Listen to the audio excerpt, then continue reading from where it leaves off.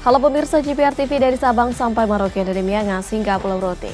Bertemu kembali dengan saya Bilqis Abila dalam program Kominfo Newsroom.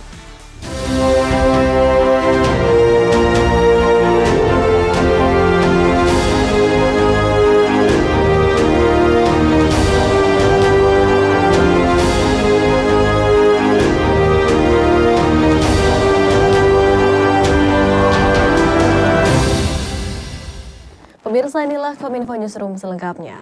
Pemerintah terus memaksimalkan pembangunan Ibu Kota Nusantara dengan menyiapkan hunian bagi para ASN yang akan pindah ke IKN pada tahun 2024. Direktur Pengendalian Pembangunan Otorita IKN Thomas Umbupati menyampaikan dari 47 tower rumah susun hunian bagi ASN, 12 tower diantaranya ditargetkan siap digunakan pada Juli 2024. Pemerintah tengah membangun 47 tower rumah susun untuk hunian aparatur sipil negara yang akan pindah ke Ibu Kota Nusantara, dengan 12 tower diantaranya ditargetkan siap digunakan pada Juli 2024 mendatang. Direktur Pengendalian Pembangunan Otorita IKN Thomas Umbupati menyampaikan bahwa pembangunan Ibu Kota Nusantara kini telah mencapai 51,6%.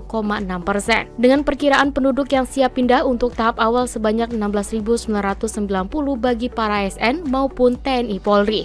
Thomas menyebutkan setiap towernya terdiri dari 12 lantai dengan jumlah huniannya sebanyak 2.829 unit, yang setiap unitnya terdiri dari 3 kamar. Keberadaan unit tersebut juga dipastikan akan diiringi dengan kebutuhan dasar seperti ketersediaan air bersih, listrik, serta fasilitas pendukung lainnya, diikuti dengan terus mengawal terkait investasi. Hingga saat ini pemerintah juga tengah menyusun skema kepemilikan rumah hunian yang diupayakan dapat terjangkau bagi para ASN yang akan pindah ke IKN. Oleh karena itu mari kita lihat peluang-peluang yang ada, karena waktunya sangat challenge, waktu ini sangat betul-betul rigid, mepet. Kita harapkan betul-betul tahun depan itu hunian ASN, Hankam, Polri itu sudah siap, dan nanti perpindahan pertama 16.990 orang. Thomas juga menegaskan ekosistem perkotaan di IKN akan diwujudkan di semua aspek. Selain ekonomi, pihaknya juga menaruh perhatian terhadap pendidikan, kesehatan, lingkungan, dan tidak melupakan kehadiran masyarakat lokal di sekitarnya. Kementerian Luar Negeri menyebut kelompok generasi Z sangat rentan menjadi korban tindak pidana perdagangan orang dengan modus penipuan daring online atau scam. Kepala Subdirektorat Kelembagaan dan Diplomasi Perlindungan Kementerian Luar Negeri, Fajar Nurhadi, mengimbau kepada kelompok mahasiswa dan para pencari kerja untuk dapat lebih cermat dalam mencari pekerjaan dan menerima tawaran pekerjaan. Kementerian Komunikasi dan Informatika bekerja sama dengan Kementerian Luar Negeri Pemerintah Daerah Provinsi Kalimantan Barat menyelenggarakan Forum Literasi Hukum dan HAM Digital Pencegahan Tindak Pidana Perdagangan Orang melalui Online Scamming. Acara ini dilakukan secara luring dan daring ini menghadirkan narasumber di antaranya, yakni Ketua Tim Informasi dan Komunikasi Hukum Kemkominfo, Kepala Subdirektorat Kelembagaan Diplomasi Perlindungan Direktorat Perlindungan WNI Kementerian Luar Negeri, Polda Kalimantan Barat, dan Universitas Tanjung Pura, Kalimantan Barat. Dalam kesempatan ini, Fajar Nurhadi menyampaikan bahwa persoalan TPPO di tanah air semakin mengkhawatirkan. Pasalnya, target korban online scamming kini banyak menyasar kelompok terpelajar seperti mahasiswa yang baru lulus. Begitu juga mahasiswa S2 dan S3 yang ingin pindah tempat kerja dan yang ingin mencari tantangan baru ke luar negeri rentan jadi korban. Modusnya ada beberapa, ada beragam. Antara lain romance, scam gitu ya. Mungkin teman-teman mahasiswa sudah paham apa yang dimaksud dengan modus-modus ini gitu ya. Kemudian penipuan investasi ini juga marak terjadi atau dilakukan oleh perusahaan-perusahaan online scam. Jadi online scam itu awalnya judulnya atau coveragenya adalah umumnya ya yang kami catat adalah perusahaan judi online, dan kemudian ternyata mereka melakukan praktek online scam. Nah, ini online scam adalah modusnya seperti itu. Diplomat senior Fajar Nurhadi juga memaparkan data kasus TPPO online scamming yang dihimpun Kementerian Luar Negeri periode 2020 hingga Agustus 2023, totalnya mencapai 2.842 kasus. Kasus terbanyak tercatat di negara Kamboja, Myanmar, Filipina, Laos, dan Thailand. Untuk itu, Fajar Nurhadi meminta mahasiswa dan para pencari kerja untuk lebih cermat dalam mencari pekerjaan dan berhati-hati saat menerima tawaran pekerjaan. Utamanya, pekerjaan yang ditawarkan merupakan bagian dari modus online scamming.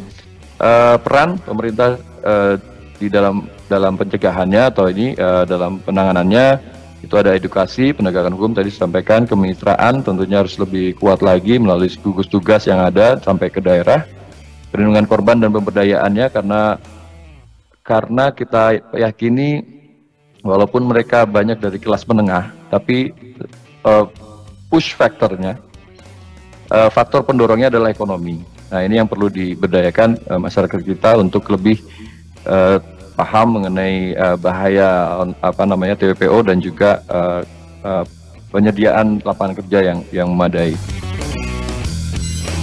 Informasi lainnya pemirsa, Majelis Permusyawaratan Rakyat menggelar forum tematik Bako Humas dengan tema pengembangan media sosial sebagai strategi komunikasi publik.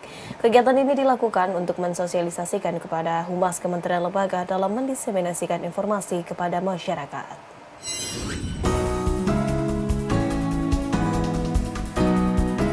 Majelis Permusyawaratan Rakyat Republik Indonesia bersama Badan Koordinasi Hubungan Masyarakat menggelar forum tematik dengan tema pengembangan media sosial sebagai strategi komunikasi publik guna mengedukasi para humas setiap kementerian lembaga dalam mendiseminasi informasi.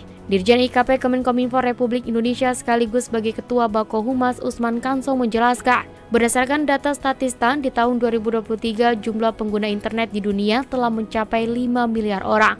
Meski begitu, jumlahnya di setiap area berbeda-beda. Dari total 1,24 miliar pengguna internet di Asia Tenggara, Indonesia berada di urutan keempat negara sebagai pengguna internet terbesar di dunia, yakni 212,9 juta, yang mana 77% penduduk Indonesia telah menggunakan internet. Pertumbuhan pengguna internet ini berbanding lurus dengan meningkatnya penggunaan media digital termasuk media sosial di dalamnya. Dengan begitu, Usman menilai media sosial memiliki peran kuat dalam menunjang dan mendorong kemajuan suatu negara dan berharap kepada humas pemerintah dapat menjadikan media sosial sebagai medium komunikasi publik yang efektif dalam menggaungkan program dan kebijakan prioritas pemerintah. Tujuan komunikasi publik yang dilakukan oleh humas-humas pemerintah adalah citra positif pemerintah. Ya, citra positif pemerintah, trust dari masyarakat terhadap pemerintah, dan peran media sosial itu sekarang sangat penting, bahkan paling penting di antara media-media lain. Pada kesempatan yang sama, PLT Sekretaris Jenderal MPR RI Siti Fauzia mengatakan, pihaknya juga terus berupaya untuk memastikan semua sosial media yang dimiliki MPR akan terus berproses mengikuti perkembangan kemajuan teknologi yang diharapkan dapat bermanfaat bagi banyak pihak, utamanya masyarakat. Pasti kita akan mengikuti, cuma yang kita sedang memang kita lagi merintis untuk podcast dan merintis sebenarnya untuk TV. TV itu kita sudah mulai merintis, tapi ternyata belum bisa. Tapi kita dari Humas MPR semangat untuk melaksanakan pengembangan di semua bidang. Senada dengan hal tersebut, Kabag Pemberitaan dan Hubungan Antar Lembaga MPR RI Indro Gutomo menyampaikan bahwa kedepannya MPR akan membuat komunikasi publik ramah disabilitas guna menjamin keterbukaan informasi bagi seluruh lapisan masyarakat dan mampu menjalin kerjasama secara luas di berbagai tingkatan. Komunikasi publik itu, keterbukaan informasi itu kan diarahkan untuk masyarakat agar lebih mudah mengakses informasi. Jadi MPR ini saat ini ingin bahwa informasi itu ramah dengan disabilitas. Bahkan kami di MPR sudah memiliki Undang-Undang Dasar 45 dalam bentuk braille, dan nanti akan disusul bahwa website kami itu bisa diakses oleh penyandang tunanetra. Artinya setiap disorot akan bisa membaca sendiri, kurang lebih seperti itu untuk strategi yang akan kita lakukan. Kementerian Koperasi dan UKM berupaya menciptakan ekosistem wirausaha yang berkualitas di tanah air, salah satunya melalui penyediaan platform Entrepreneur Hub. Hari ini Kementerian Koperasi dan UKM bersama dengan Humas Kementerian Lembaga dan Badan Publik mengikuti forum tematik Bako Humas guna terus menggaungkan penggunaan platform tersebut.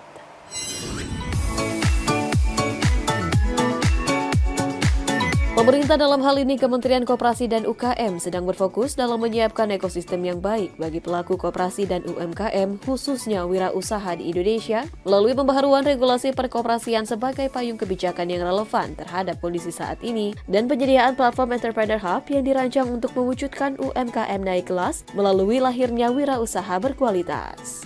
Dalam upaya menciptakan ekosistem wirausaha yang berkualitas di tanah air, Kementerian Koperasi dan UKM menciptakan sebuah platform bernama Entrepreneur Hub, yakni platform yang didesain untuk memberikan ekosistem wirausaha yang lebih mudah dengan menyediakan berbagai informasi terkait wirausaha, mulai dari ide dalam mencari atau memulai usaha dengan mengelola dan mengembangkan usaha yang dimiliki. Selain itu, Entrepreneur Hub juga berkolaborasi dengan berbagai pihak seperti pelaku usaha, komunitas, universitas, inkubator, hingga mitra swasta untuk memberikan berbagai kemudahan dalam berwirausaha. Melalui adanya Entrepreneur Hub, Asdep Bidang Pengembangan Ekosistem Bisnis Deputi Bidang Kewirausahaan, Kementerian Koperasi dan UKM Irwansyah berharap adanya peran aktif dari berbagai kalangan, baik dari pemerintah dan lembaga pendukung maupun wirausaha untuk dapat memiliki visi yang sama dalam memaksimalkan ekosistem wirausaha yang baik di tanah air. Dengan demikian, target rasio kewirausahaan nasional 3,95% dan pertumbuhan wirausaha baru yang sebesar 4% sesuai dengan Perpres nomor 2 tahun 2022 dapat tercapai. Ia diwujudkan melalui Entrepreneur Hub. Entrepreneur Hub itu adalah sebuah platform di mana untuk menjadi seorang entrepreneur kita sudah menyiapkan aplikasi mulai dari mentor, merumuskan ide, terhubung dengan lembaga pembiayaan, bahkan sampai pasar dan juga menu-menu atau program-program 27 kementerian lembaga semua ada di platform Entrepreneur Hub yang dengan sangat mudah bisa diakses para calon wirausaha ataupun wirausaha itu sendiri di seluruh Indonesia. Kehadiran program platform Entrepreneur Hub perlu dimasifkan kepada seluruh kalangan masyarakat agar program tersebut dapat dimanfaatkan bagi masyarakat. Untuk itu, Humas Kementerian, Lembaga, dan Badan Publik sebagai satu kesatuan dalam wadah Bako Humas mengikuti kegiatan pengembangan ekosistem koperasi dan kewirausahaan nasional untuk bisa mengantarkan masyarakat beradaptasi agar siap untuk menerima dan memanfaatkan inovasi dan dapat menghadapi tantangan di era baru digitalisasi. Forum yang sekarang ini kami mengusulkan ada dua tema ya yang dibahas, satu mengenai perkoperasian, yang kedua mengenai kewirausahaan nasional.